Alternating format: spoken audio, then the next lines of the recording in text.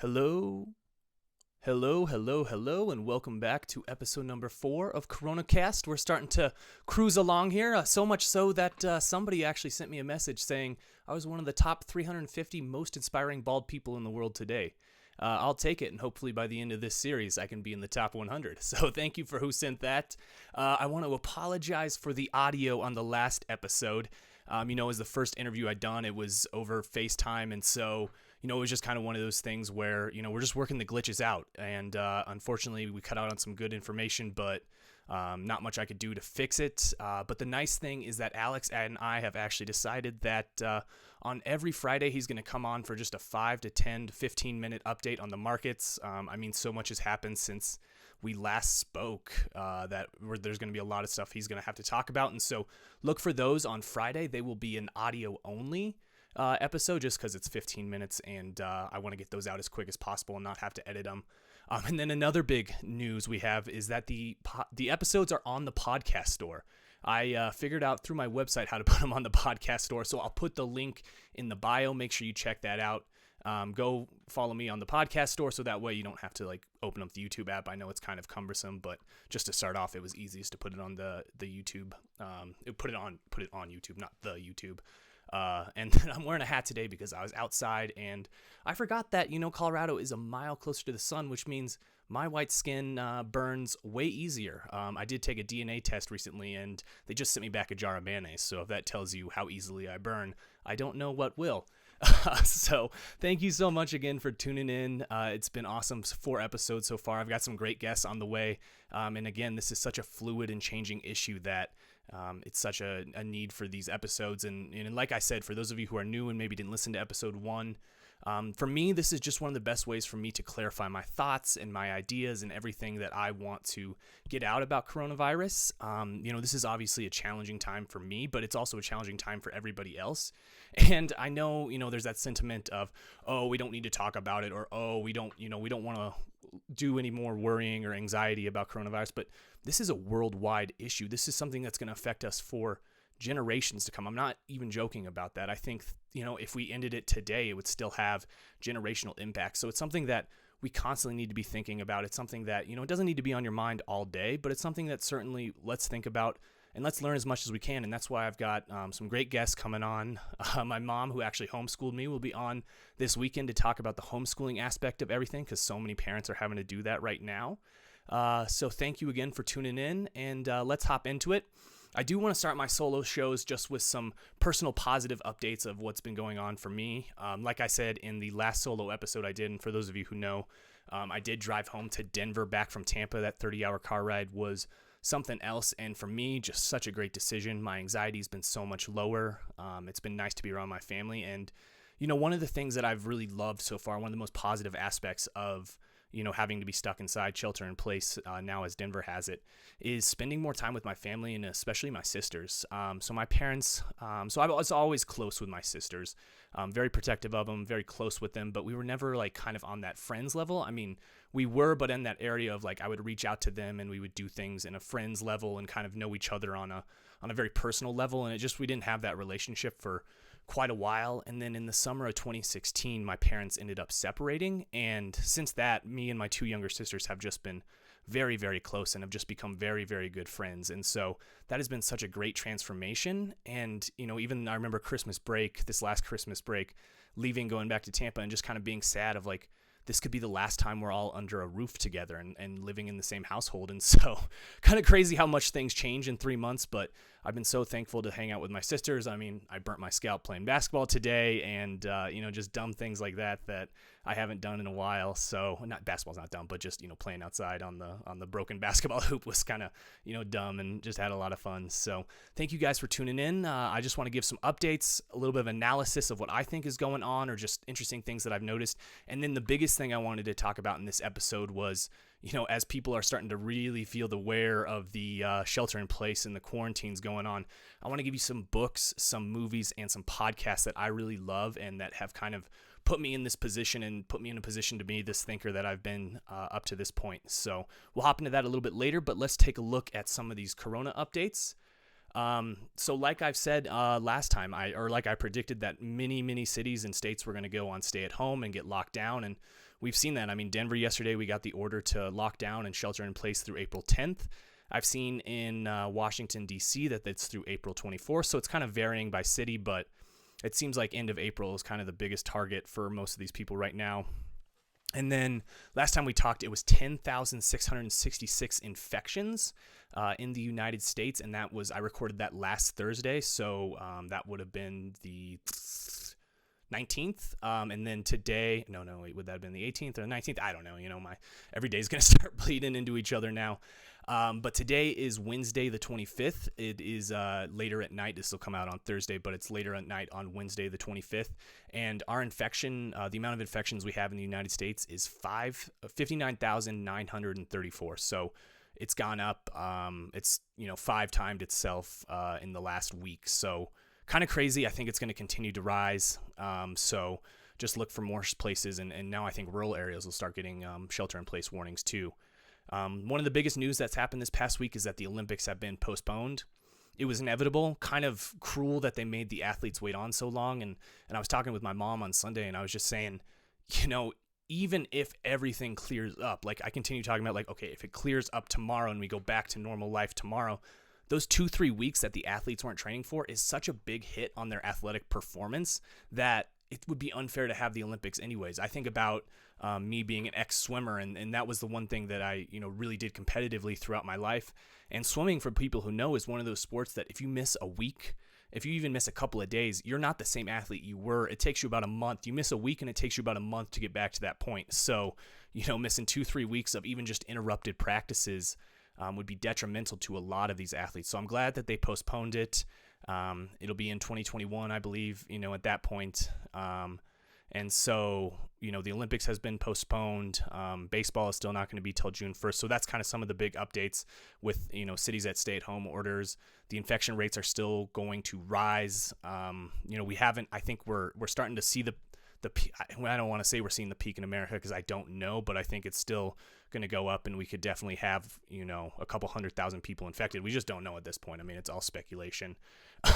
And then the last big thing that's happened in the past couple of days, and something that I'm going to spend more time talking with Alex about on Friday, so check for that. But this stimulus package that is trying to be put through Congress and the Senate and Trump right now, it's just been awful. I mean, Americans have been laid off. They're waiting for money. They have to pay rent on April 1st, and both parties, I don't care who you support, both parties have just been turning it into a huge slush fund with every little provision that they want and every little thing that they want. And, both parties are just kind of showing their true colors right now. And the fact that we need to get American people help, I don't care. It's in the short term. If we shut, it's the debate going on right now of, okay, do you shut down the economy or do you keep the economy going? And then what is the longer term effects? What is the shorter term effects?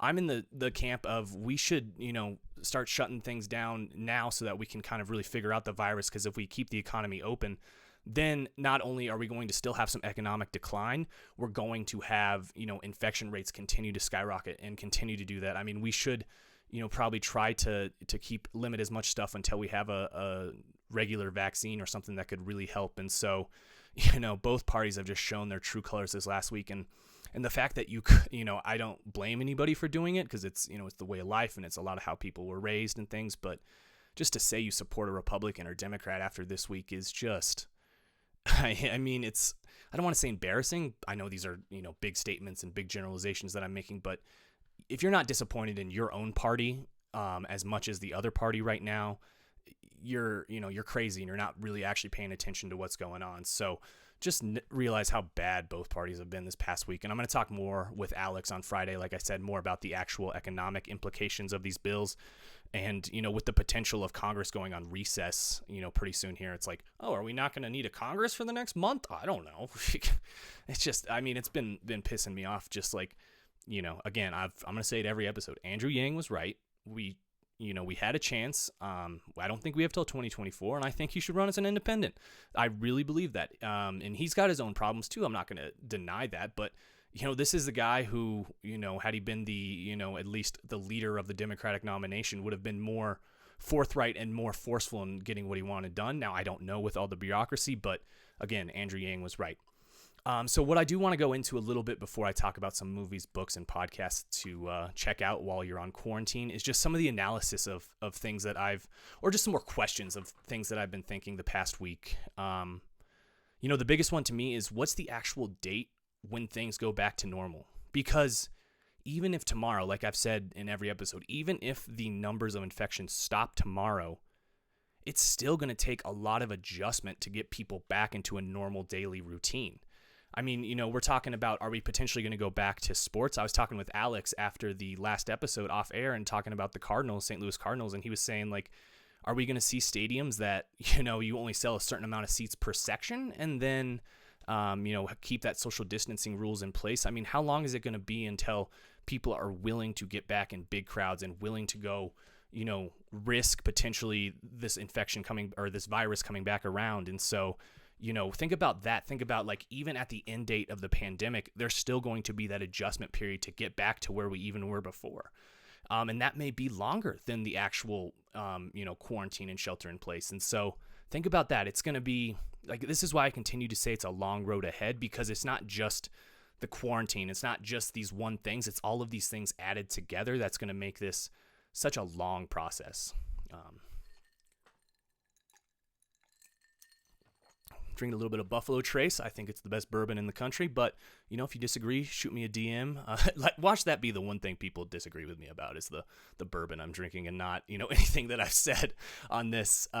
So just talking about when the actual date we're going back. My sister, who goes to St. Thomas University in Minnesota, she had overheard from some advisors that from the school that, are they even going to have school in the fall, that they may not go back till the spring? Is that going to happen? Like, these are things that, I don't think anybody is really talking about. Well, I don't think anybody is talking about seriously, and good reason, because we still have a pandemic to figure out. But who's going to be here to help us with that transition back into normal life? I mean, that's a question that I've been thinking about a lot.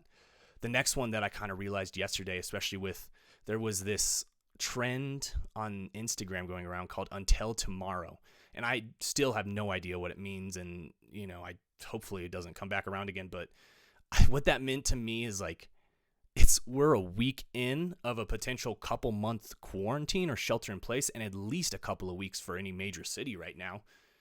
The mental toll on people is going to be so hard.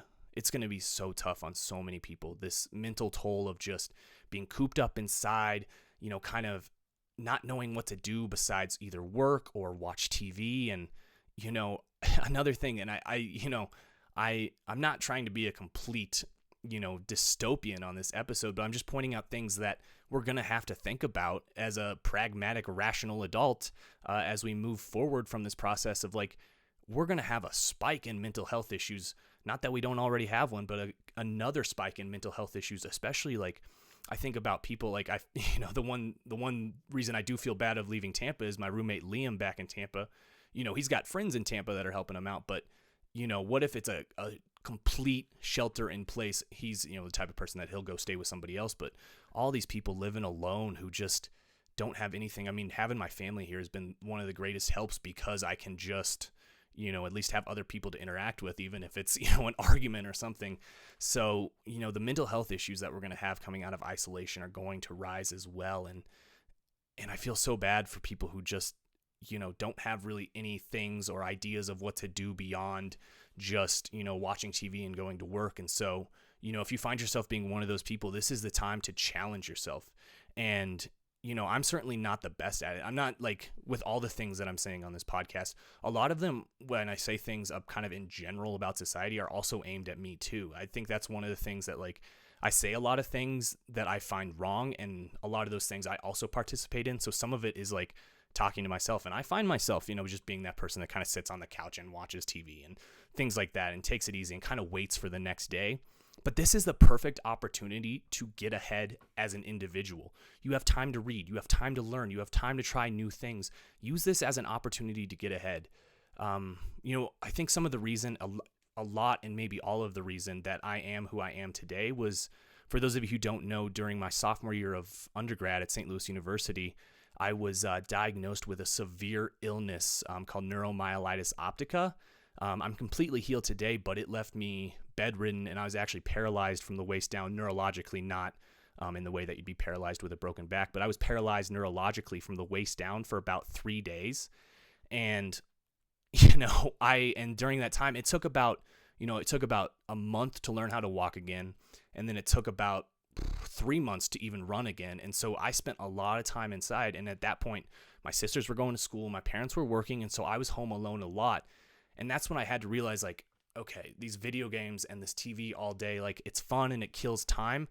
It's not helping me progress in any way. And so that's when I really like challenged myself to, okay, I'm going to pick this topic for this week and really learn about it. And I think too, at that time, like, to be honest, I had so much self-consciousness about how I was around other people and how I was in conversations, that kind of that isolation that I had due to my illness and this self-consciousness about not feeling like I interact well with people, it forced me to say, like, to myself, and sometimes it's in a bad way too, but I said to myself, I don't ever want to be a part of a conversation that I don't know anything about that conversation, or I don't have an opinion on. And like, obviously that's not possible. There's so many conversations out there and there's so many things people are talking about that I can't be a part of it.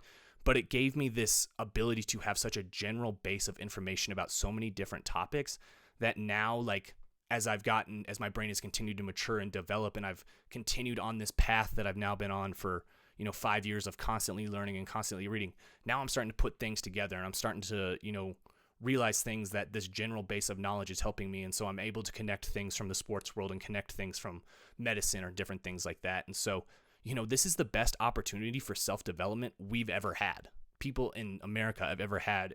And I still need self-development. I know a lot, like I said in the second episode, I know a lot of great people who could be, leaders in the world, but they just don't know who they are. Like, use this opportunity to learn more about something and continue to, try to push yourself. Because I think, you don't want to be one of those people who ends up with one of those mental health issues coming out of isolation, coming out of the quarantine, even if you are with other people. I mean, luckily I have a very active neighborhood, and, I kind of know pretty much everyone on the block. So there's more than just 3 other people I can talk to. But, if you're in an apartment with you, even if you're living with your family on a block where you don't know anybody, you're still going to be stuck talking to 3 people. And while that helps and is better than being in actual isolation, use this time to learn about you, and use this time to learn a new skill. Use this time to research a topic you didn't know anything about. One of the books that I'm going to be talking about was the war in Afghanistan. And that was something that, like, I kind of had always thought about, and like was like, okay, the Middle East wars that America's participating in are weird. But then I used that opportunity of when I was sick and had so much time in bed and inside to learn so much about it, that then it, taught me how to learn about another topic. And so, utilize this time the best you can. I mean, I'm going to spend a lot of time watching TV and series and things like that, but I'm also going to have that voice in the back of my head telling me, no, there's an unused piano upstairs that I want to go try and learn. I know nothing about music, and,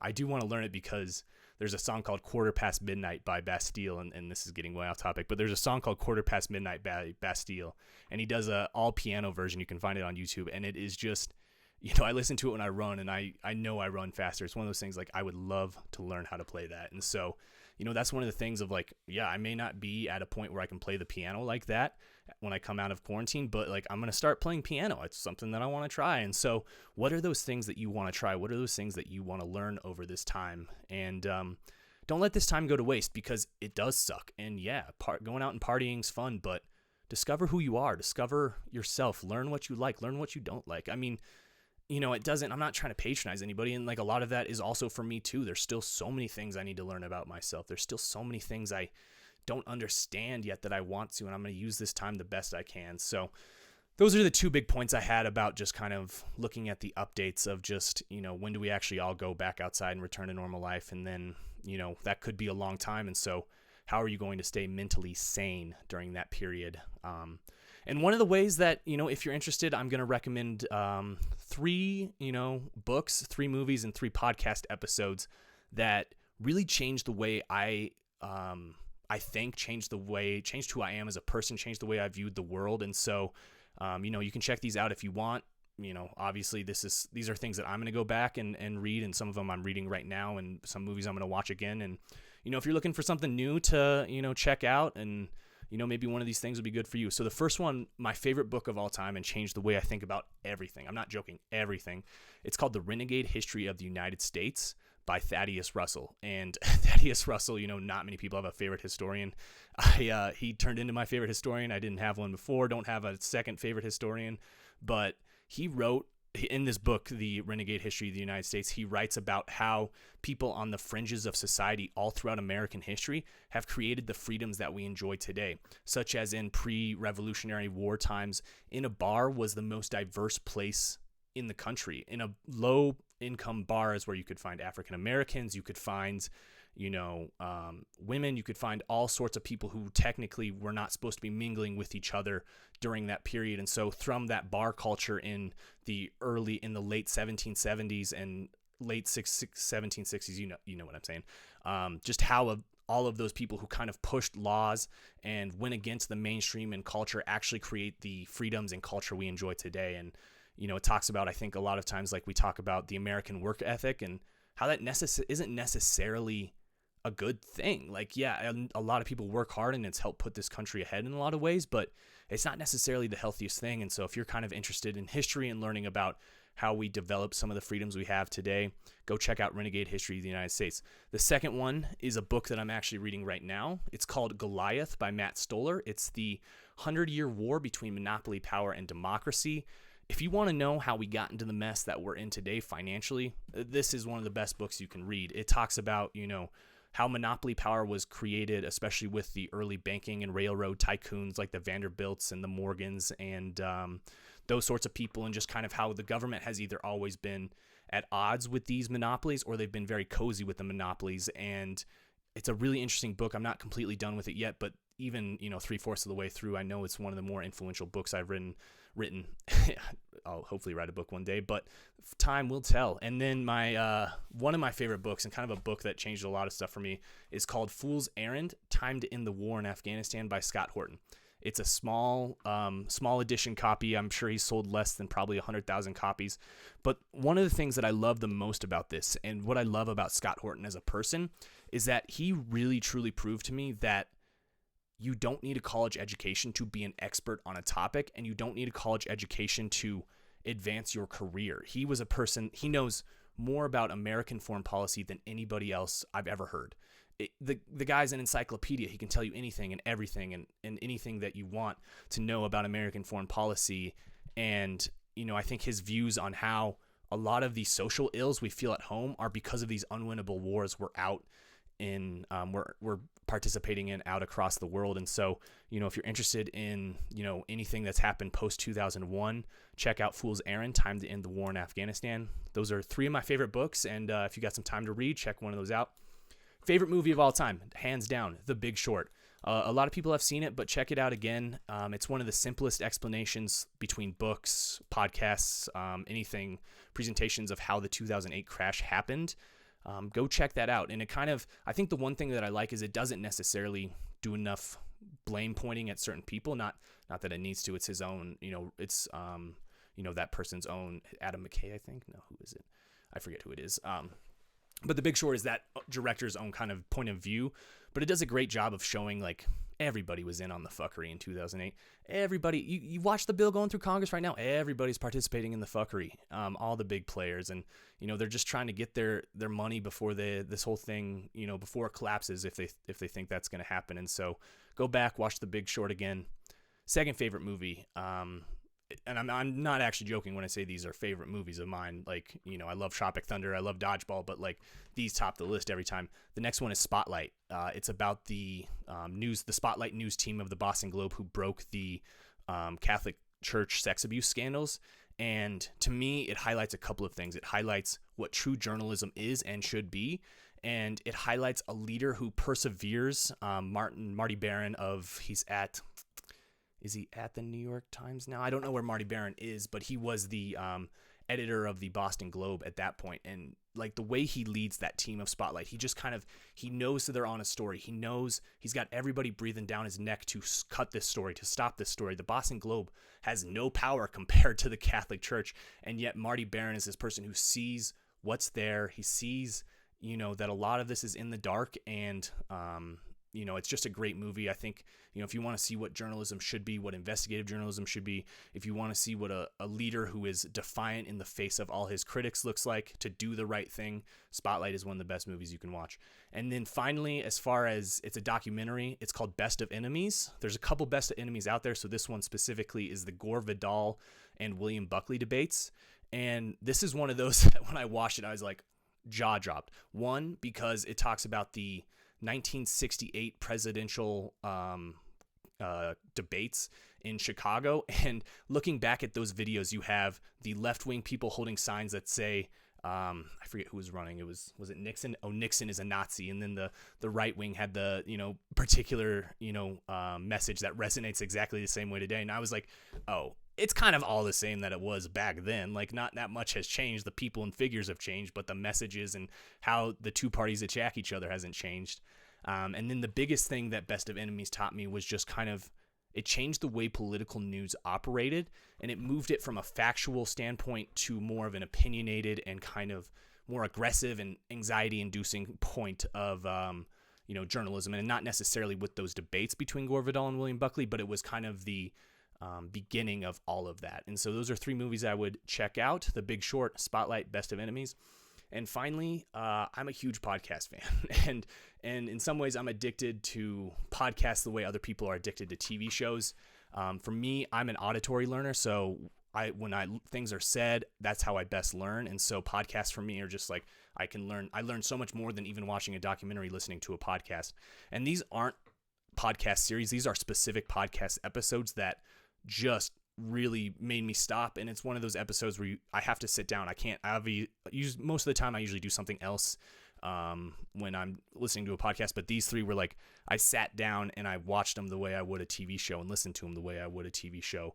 The first one is the Joe Rogan Experience, episode number 1006, with Jordan Peterson and Brett Weinstein. It's one of those podcasts that just the debate that Jordan and Brett have is just so mind-blowing and just changes the way you think about things and the way we view life. And I literally sat down a couple times listening to it. I know it's kind of nerdy of me, but I sat down and was just like, wow, these are ways that I can look at the world, and, two opposing point of views. And just, it was a great debate. And then the one thing that I've been thinking about constantly during this whole coronavirus is there's a point in the episode where Brett Weinstein talks about the bottleneck of humanity, and that and people aren't going to make it through that bottleneck. So, kind of like a wine bottle or a glass bottle where it's got, the big mass on one end, and then the bottle, the neck where you actually pour out. And he talked about the bottleneck a lot on that episode. And I kind of didn't really know what that meant. Trying to look back at it through history, it's kind of, a lot of times a collapse of a society or different things would be the bottleneck. And, I just see so many things right now that kind of prove to me that we're in a bottleneck of history. And the people who are prepared and willing to learn and willing to lead are the people who are going to make it through. And some people aren't going to make it through the bottleneck. I mean, that's just, a sad thing, but true. And so go check that out if you disagree with me. Joe Rogan Experience, episode number 1006. Second episode that changed my mind was with two people I've already mentioned, Scott Horton, and then on Thaddeus Russell, the historian's podcast called Unregistered, episode number 27. It's this book. It's Fool's Errand in a podcast form. And, it changed it beyond even just me learning about American foreign policy, which is one of my big political issues. That's one of the things the political candidates I look at, it's always their foreign policy. But it just kind of changed my attitude on podcasts. It changed my attitude on learning. It changed my attitude on the way that I could be self-taught, because Scott Horton is completely self-taught. I mean, the man barely has a high school education. He was a cab driver for many years, and he just, he's got a photographic memory, which obviously helps, but it's one of those things where I changed the way I view learning. And learning is not necessarily traditional school or traditional, higher education, where these degrees that I kind of talked about in episode 2, like the degrees in some ways are made up by our society to show how people are going to succeed. And Scott Horton, that episode proved to me that doesn't matter. Like, you can still be an expert. You may not get the same. He's never ever going to be part of the Council for Foreign Relations. He's never going to be in a White House cabinet member, but he's a person that I would trust over any of those people as far as being an expert. And then finally, the AEI Institute. All these podcasts are a little bit older, but for me, it's like favorite movies. I just go back and listen to them every once in a while. Christina Hoff Sommers and Camila Paglia did a sit down and talked about the culture of 2016 versus the culture of the 60s and 70s. Talked about general culture, talked about feminism, the differences in feminism, talked about the differences in rights and justices. And it's one of those things where it's just kind of like, it was just so eye-opening to me, especially about how kind of, the 60s and 70s opened the way for the people of 2016. And a lot of times the people of 2016 are actually kind of reverting back to the way, we looked at rights and things pre the 60s liberation. That's not a great explanation, and go listen to that before you actually come, talk to me about it. But those are 3 movies, books, and podcast episodes that changed the way I think about the world, changed the way I think about things. And so go check those out. We have a lot of free time. Don't be one of the people that comes out of the isolation and shelter in place worse off than when you went in. And in many ways, like, I'll be worse off. I mean, I'm not going to have a decent lift. Okay, I know, how petty is that? But like, yeah, seriously, like, working out after getting sick is one of the most important things I do. And so not being able to work out is going to be huge for me. At least lift weights. We did get an Aerodyne bike, thankfully. But don't be a person who's coming out way worse off outside of self-isolation. And again, like, yeah, I understand these podcasts are going to be heavy, and the topics that I'm going to be talking about with guests are going to be heavy, but we got to think about this stuff, because in some ways, not thinking about what's going on, not thinking about how 2008 happened as a general group of people is what put us in some of these problems today. And so just, use this time to open up your thinking. Even if you disagree with all those books, podcasts, and movies that I recommended, tell that to me and have a conversation with me. I'm willing to have anybody on the podcast or on the video series, whatever you want to call it. So those are some thoughts that I had about what's going on.